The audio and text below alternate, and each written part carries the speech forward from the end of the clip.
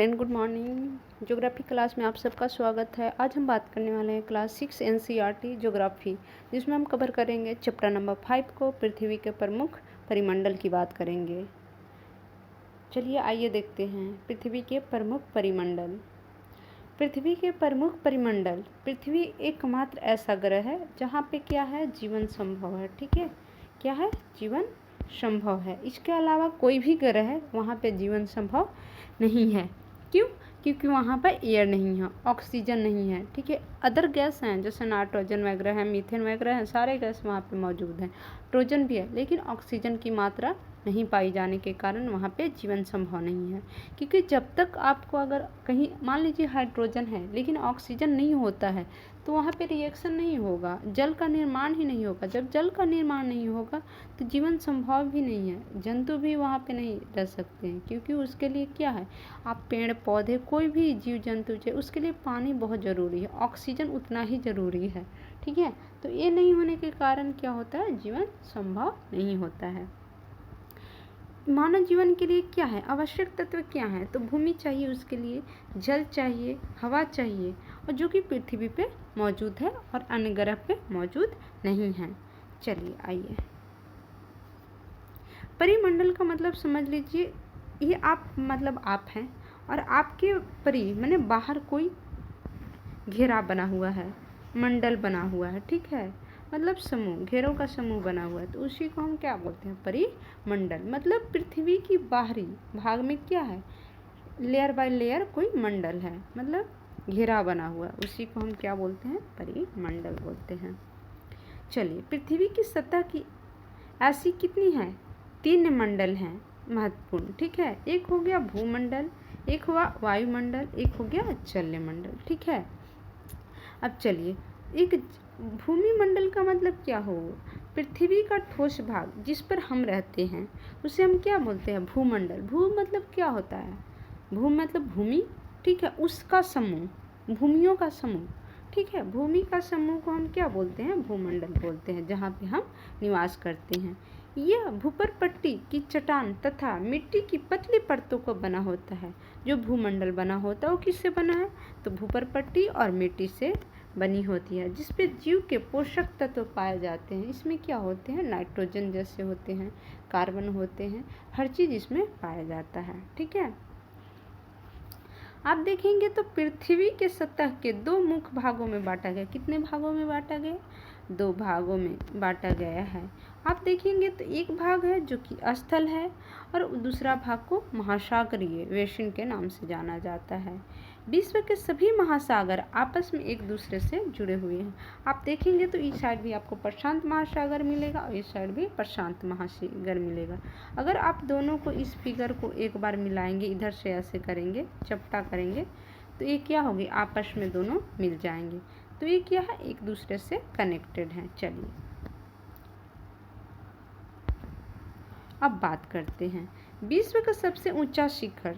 आप जानते होंगे कौन है, तो माउंट एवरेस्ट है, जो कि समुद्र तल से ऊंचाई की बात किया जाए तो कितना है, 8,848 मीटर है। इसकी हाइट जो है ना, हमेशा 5 सेमी बढ़ती जा रही है, हमेशा। ठीक है, हर साल बढ़ती जा रही है। क्यों? क्योंकि अभी भी क्या है, हिमालय उत्थान पे है। ठीक है, वहाँ पर अभी भी निक्षेप हो रहा है, जिसके कारण क्या हो रहा है, हिमालय की हाइट बढ़ रही है। चलिए, दूसरा आप देखेंगे विश्व का सबसे गहरा भाग प्रशांत महासागर में ही है, मेरियाना गर्त है, जिसकी गहराई की आप बात करेंगे तो कितनी है, 11,222 मीटर है। ठीक है, अब चलिए आते हैं, अगला बात करते हैं न्यूजीलैंड के एडमंड हिलरी तथा भारत के तेनजियांग नॉर्गे शेर्पा। इन्होंने क्या किया, 29 मई 1953 को पृथ्वी के सबसे ऊंची भाग किस पे, माउंट एवरेस्ट के शिखर पे चढ़ने वाले क्या हुए, पहले व्यक्ति थे। इन्होंने पहली बार क्या किया, माउंट एवरेस्ट पे चढ़ा। ठीक है, अगला देखिए, जापान के जुको तवाई विश्व की पहली महिला थी।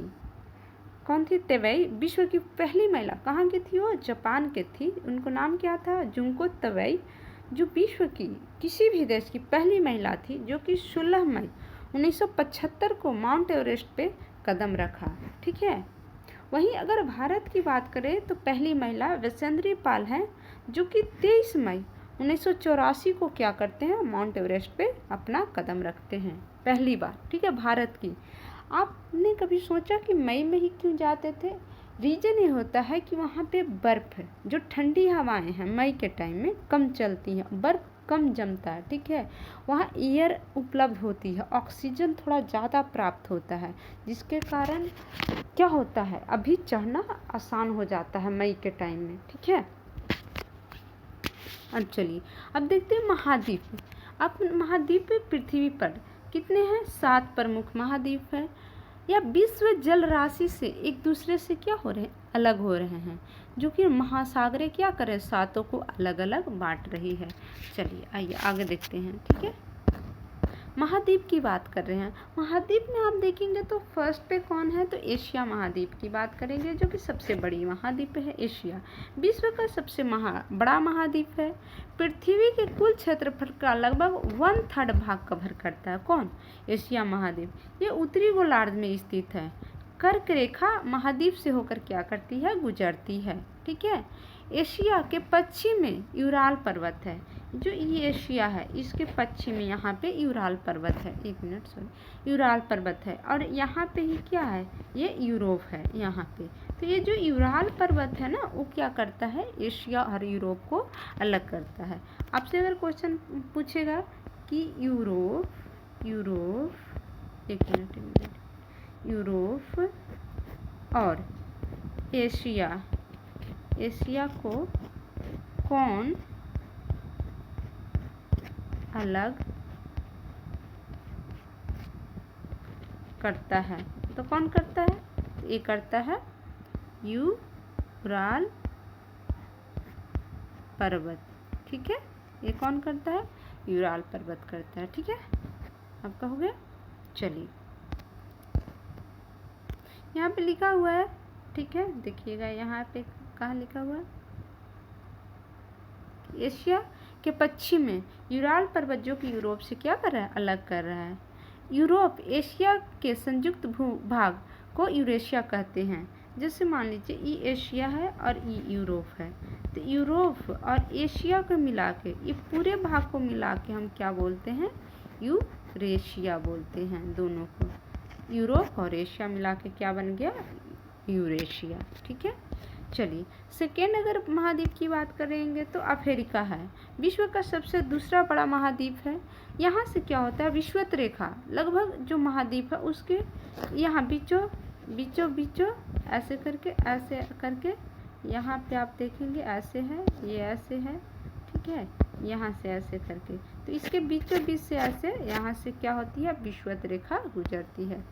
क्या होती है, विषुवत रेखा गुजरती है।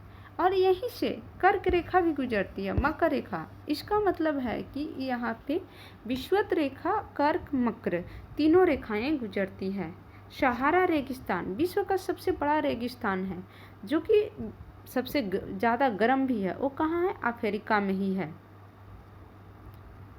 अफ्रीका में स्थित है, ठीक है। और अफ्रीका में ही सबसे लंबी नील नदी, जो कि अफ्रीका से ही गुजरती है, ठीक है। तीसरा आप देंगे यूरोप एशिया।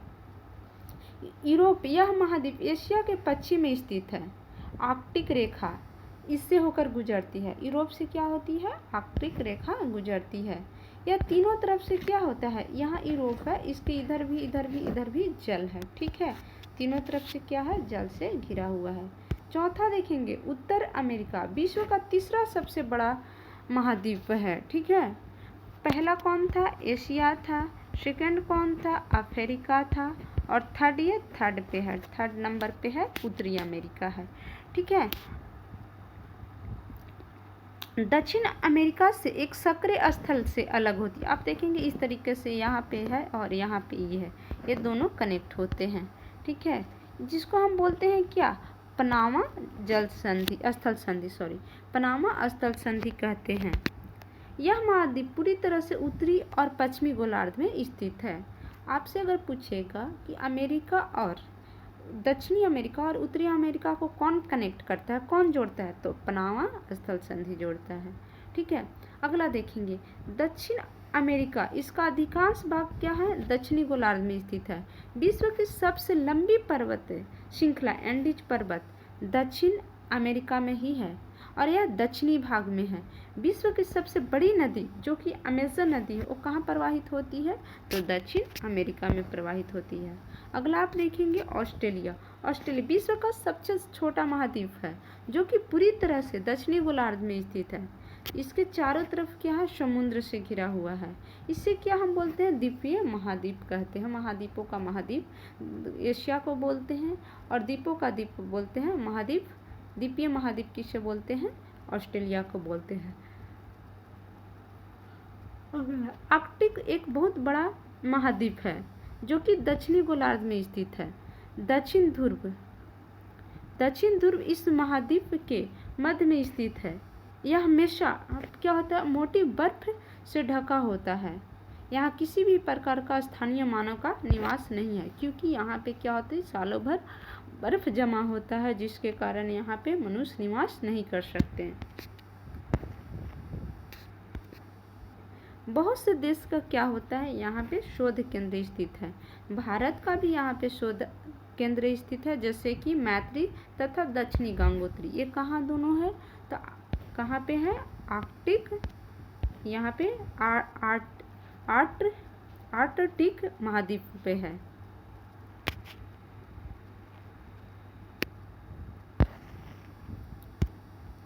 जलमंडल पृथ्वी के नीला ग्रह कहा जाता है। जल के कारण क्या होता है? पृथ्वी को नीला ग्रह कहा जाता है। देखेंगे आप यहाँ पे इस वाले भाग पे क्या है? जल है। करीबन 71% पे जल है। वहीं आप देखेंगे 29% पर क्या होता है? स्थल मंडल है। ठीक है। जलमंडल में जल सभी रूप में उपस्थित होती है जैसे महासागर, नदी, झील, हिमनद, भूमिगत जल। वायुमंडल में जलवाष्प भी सम्मिलित होते हैं। वायुमंडल की जलवाष्प भी क्या होती है? इसी में जलमंडल में ही सम्मिलित होती है। महासागर में 97% भाग जो है पानी वो खरा है। ठीक है। इतना अधिक खरा है कि वो मानव इसको यूज नहीं कर सकता है। शेष जल बहुत बड़ा भाग क्या है? बर्फ के रूप में ढका हुआ है। हिमनदियों तथा भूमि जल के रूप में पाया जाता है। वहीं कुछ पॉइंट भाग है जो कि हमें पीने लायक अलावनीय है। ठीक है। चलिए आइए देखते हैं। महासागर जलमंडल के मुख्य भाग हैं। ये आपस में एक दूसरे से क्या है? कनेक्ट हैं। महासागरीय जल हमेशा गतिशील रहती हैं जिसके कारण क्या होता है? इनके अंदर करंट उत्पन्न होती है। महासागरीय जल 3 प्रमुख गतियां करती, एक तो तरंग के रूप में करती हैं, एक ज्वार भाटा और एक महासागरीय धाराएं होती हैं। ठीक है। चलिए अगला देखते हैं। अब हम करते हैं महासागर की बात। ठीक है। महासागर में आप सबसे बड़े महासागर की बात करेंगे तो प्रशांत महासागर है। ये पृथ्वी के 1/3 भाग पे है फैला हुआ है।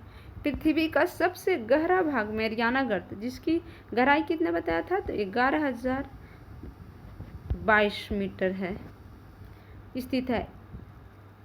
एशिया, ऑस्ट्रेलिया, उत्तरी दक्षिणी अमेरिका इसके चारों ओर क्या है? स्थित है। चलिए अगला दूसरा देखते हैं। अटलांटिक महासागर विश्व का दूसरा सबसे बड़ा महासागर है। अंग्रेजी में इसकी आकार आप देखेंगे तो एस टाइप की है। इसके पश्चिमी किनारे पर उत्तर एवं दक्षिणी अमेरिका स्थित है तथा पूर्वी किनारे पर आप यूरोप को देखेंगे और अफ्रीका को देखेंगे। अटलांटिका महासागर के तट एक दंतुरित तटरेखा है। प्राकृतिक पोत स्राव एवं पतनों के लिए आदर्श है। क्यों? क्योंकि देखेंगे आप अटलांटिक महासागर में तो क्या है? कटी छटी है। ऐसे हैं जो तटें हैं इनकी क्या हैं? कटी छटी हैं जिसके कारण यहाँ पे क्या होता है? पोत स्राव होता है। जो पोत आते हैं वहाँ पे ठहराव रुकने के लिए सबसे अच्छी जगह होती है। अब देखेंगे हिंद महासागर एक ऐसा महासागर है जिसका नाम पे किसी देश का नाम है। अन्य महासागरों के नाम पे कोई देश का नाम नहीं है। ठीक है। भारत का नाम रखा गया है। यह महासागर लगभग कैसा है? त्रिभुजाकार है। इसके उत्तर में एशिया, पश्चिम में अफ्रीका तथा पूर्व में ऑस्ट्रेलिया स्थित है। ठीक है। अब चौथा देखेंगे। दक्षिणी महासागर अंटार्कटिका महाद्वीप के चारों ओर घेरा रहता है। ठीक है। अंटार्कटिका महाद्वीप के उत्तर में 60 डिग्री दक्षिणी अक्षांश तक क्या है? फैला हुआ है। अगला आप देखेंगे आर्कटिक महासागर। ये क्या है? उत्तरी ध्रुव वृत्त में स्थित है। यह उत्तर ध्रुव के चारों ओर फैला हुआ है। यह प्रशांत महासागर से शीतल जल वाले एक संकरे भाग से जुड़ा है जिसे हम हैजिसेन बेरिंग जल संधि के नाम से जानते हैं। अगला आप देखेंगे वायुमंडल।